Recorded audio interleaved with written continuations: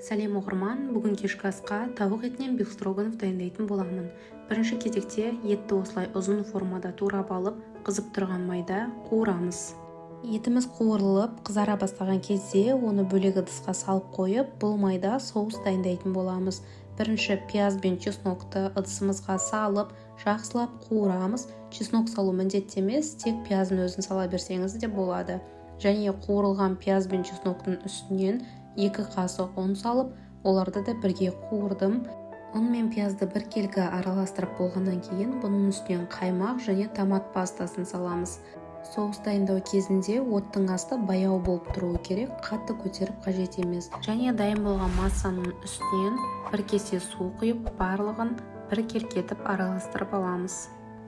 Уақыт өте біздің соусымыз қоюлана бастайды. Қоюланып осындай түске енген кезде оттың астын өте қатты азайтып, үстінен керегінше тұз, бұрыш, паприка қосып, соусты бір келкетіп араластырыңыз.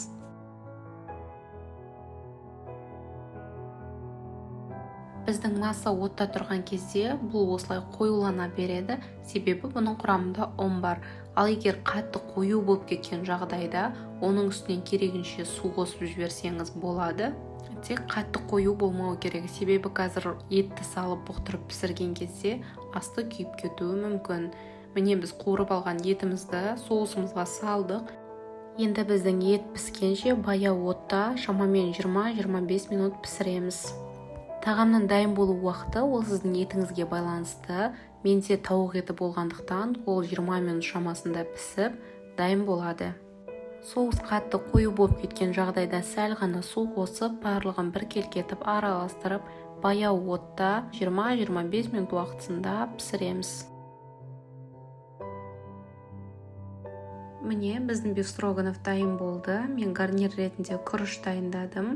Дастарханға күрішпен ұсынатын боламын. Дәл осы рецептпен дайындап көруге сіздерге кеңес беремін. Сіздермен болған Айгерім. Арнаға жазылып, лайк басып, комментарий жазуды ұмытпаңыздар.